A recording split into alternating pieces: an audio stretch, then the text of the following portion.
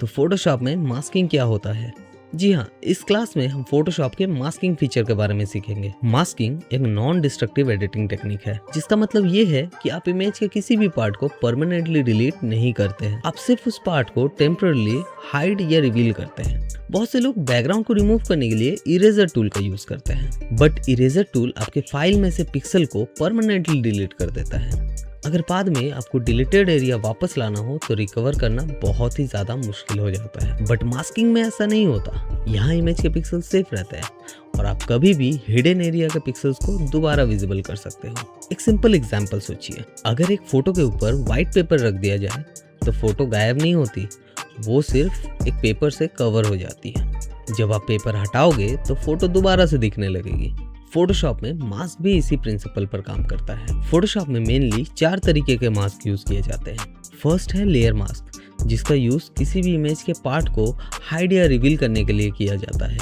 Second है clipping mask, जिसका use किसी लेयर को दूसरे लेयर के शेप के अंदर दिखाने के लिए किया जाता है। तीसरा है वेक्टर मास्क, जिसका यूज बिल्कुल क्लीन और शार्प एज बनाने के लिए किया जाता है। स्पेशली लोगो एंड प्रोडक्ट के कटआउट्स बनाने के लिए इसका यूज किया जाता है।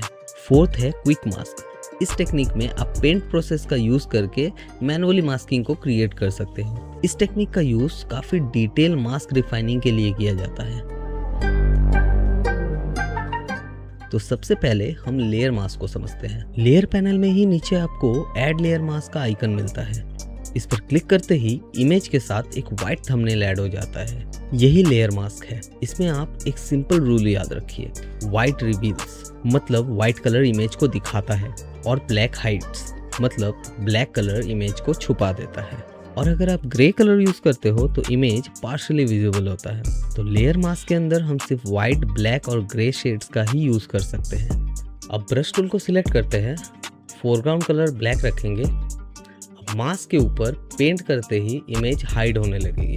अब कीबोर्ड से X दबाकर कलर व्हाइट करेंगे और दोबारा पेंट करेंगे। देखिए इमेज फिर से वापस आ गई। इसी वजह से मास्किंग को नॉन डिस्ट्रक्टिव एडिटिंग कहा जाता है। मास्किंग को समझने का सबसे आसान तरीका है पहले एक बेसिक सिलेक्शन टूल से लेयर मास्क को क्रिएट करना। सबसे पहले मैं रेक्टेंगुलर मार्कर टूल सिलेक्ट करता हूँ और इमेज का एक सिंपल एरिया सिलेक्ट करता हूँ। आप चाहे तो लासो टूल या एलिप्स मार्कर टूल भी यूज कर सकते हो। अब जब सिलेक्शन एक्टिव है तो लेयर पैनल के नीचे ऐड लेयर मास्क आइकन पर क्लिक करते हैं। देखिए फोटोशॉप ने सिलेक्शन के बेसिस पर ऑटोमेटिकली लेयर मास्क क्रिएट कर दिया। जो एरिया सिलेक्टेड था वो विजिबल है और बाकी एरिया हाइड हो गया है। यहाँ एक इम्पॉर्टेंट बात समझिए, मास्क सिर्फ सिलेक्शन के अकॉर्डिंग इमेज के पिक्सल्स को हाइड या अनहाइड करता है, ओरिजिनल पिक्सल्स को डिलीट नहीं करता। अब अगर हमें इस मास्क में और चेंजेस करना है तो मास्क थंबनेल सिलेक्ट करके ब्रश टूल से ब्लैक या व्हाइट कलर से पेंट कर सकते हैं। इस तरह सिलेक्शन और लेयर मास्क मिलकर एक बहुत powerful non destructive workflow create करता है। क्लिपिंग मास्क लेयर मास्क से अलग होता है। इसमें ऊपर की लेयर्स नीचे वाली लेयर्स के शेप्स के अंदर ही दिखाई देती है। एग्जाम्पल के लिए हम एक इमेज और एक टेक्स्ट लेयर बनाते हैं। इमेज को टेक्स्ट के ऊपर रखते हैं। अब इमेज लेयर पे राइट क्लिक करके क्रिएट क्लिपिंग मास्क करते हैं। देखिए इमेज सिर्फ टेक्स्ट के अंदर ही विजिबल है। इस टेक्निक का यूज आप किसी भी डिजाइनिंग के लिए कर सकते हैं। अब हम वेक्टर मास्क को समझते हैं। जब हमें परफेक्टली शार्प एजेस चाहिए होती है तब हम वेक्टर मास्क का यूज करते हैं। सबसे पहले एक इमेज लेते हैं और इस पर पेन टूल के हेल्प से एक पाथ बनाते हैं।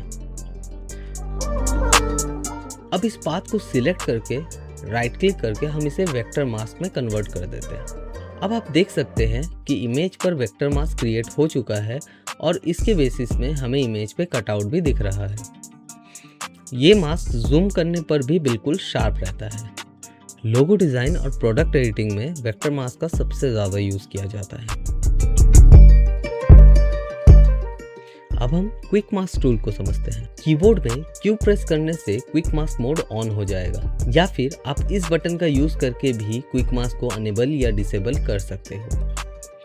अब हम ब्रश टूल को सिलेक्ट करते हैं और इसके साइज एंड इसके हार्डनेस को सेट करके हम पेंट करते हैं। जहाँ रेड ओवरले दिख रहा है वहाँ आपका सिलेक्शन क्रिएट होगा। दोबारा Q दबाने पर हमारा पेंट सिलेक्शन में कन्वर्ट हो जाएगा। ये डिफ़िकल्ट सिलेक्शन को एडिट करने का काफ़ी फास्ट मेथड है। इन टूल्स को हम और भी डिटेल में सीखेंगे आगे आने वाले क्लासेस में। और अब आपको इन टूल्स को अच्छे से प्रैक्टिस करना है ताकि आप इन टूल्स को और अच्छे से मास्टर कर सको। तो नेक्स्ट क्लास में हम मास्किंग के और भी एडवांस टेक्निक्स को सीखेंगे। तब तक के लिए वीडियो पे लाइक और कमेंट ज़रूर कर देना और फ्यूचर अपडेट्स के लिए चैनल को सब्सक्राइब कर लेना। मिलते हैं अगले क्लास में।